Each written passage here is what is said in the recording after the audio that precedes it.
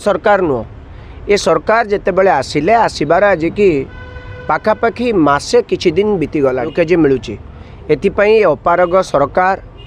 मोहन माझी सरकार संपूर्ण रूपे दायी। बेंगल मुख्यमंत्री सहित कथा होती आम राज्यर मुख्यमंत्री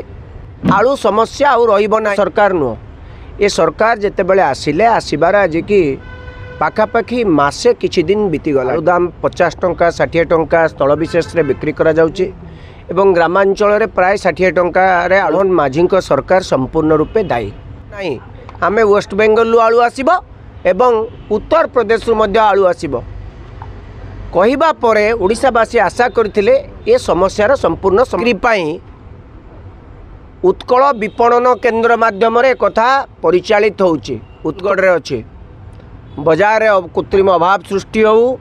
ताद्वारा व्यवसायी माने जो माने होलसेलर माने कोटी कोटी टंका आदाय करंतु रे कोनोसी परिस्थितिर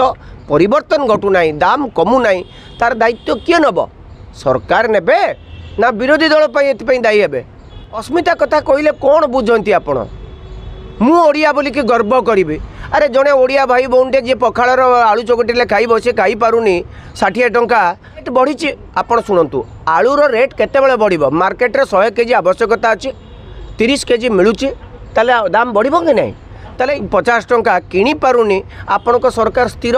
एवं बारंबार गोटे पर गोटे प्रतिश्रुति दौरान किंतु मार्केट रे कौन परिवर्तन घटू ना अवस्थार क्राइसिस है लंग टर्म जदि आप दीर्घस्थायी समाधान करने सरकार चाहते ताले आलू चाष प्रोत्साहन दबा दरकार आलू संपूर्ण समाधान करी ए संकटर समाधान करा जिवो ये 2 मास पाखापाखि हम बोधे कारण जून मास 12 तारिख रु जुलाई 12 अगस्ट 12 होगा किसी दिन मात्र 2टा दिन बाकी।